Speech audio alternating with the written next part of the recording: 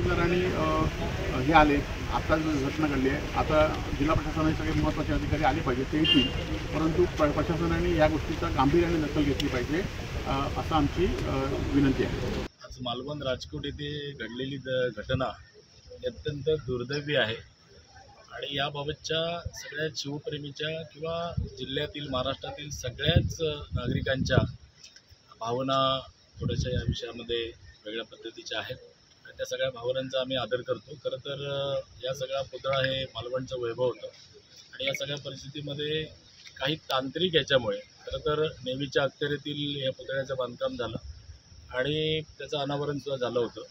परंतु मला असं वाटतं की आता जी काही नैसर्गिक परिस्थिती आहे या सगळ्या नैसर्गिक परिस्थितीमध्ये अनेक आपत्तीला आपल्याला सामोरं जावं लागलं.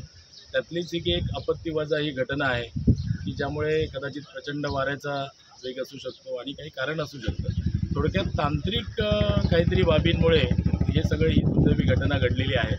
तर त्यामुळे या सगळ्या तांत्रिक बाबीमध्ये काय चुकलं, काय झालं या सगळ्याबाबतची एक सखोल चौकशी निश्चितच होईल आणि पुन्हा एकदा सगळ्यांचा मानबिंदू असलेल्या या सगळ्या पुतळ्याच्या उभारणीचं काम आपलं सरकार निश्चित हाती घेईल आणि ते खूप लवकरात लवकर पूर्ण होईल. आम्ही सगळ्यांच्या भावनांचा आदर करतो आणि आव्हानही करतो की हे थोडंसं नैसर्गिक आणि काही तांत्रिक चुकीमुळे घडलेली घटना आहे.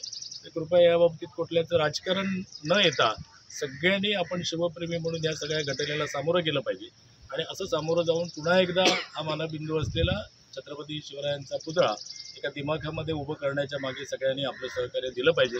आमच्या भारतीय जनता पार्टीच्या वतीने सुद्धा आमची सगळी या पद्धतीची सगळी रचना सुरू झालेली आहे. या बाबतीतली सगळी तयारी सुरू झालेली आहे. पुन्हा एकदा मी सगळ्यांना आवाहन करतो शिवप्रेमींनी या सगळ्या घटनेमध्ये सगळ्यांनी एक होऊन चांगल्या पद्धतीने पुन्हा एकदा हे जे आपण राजकोटचं वैभव उभं केलेलं होतं ते पुनर्प्रस्थापित करूया. धन्यवाद.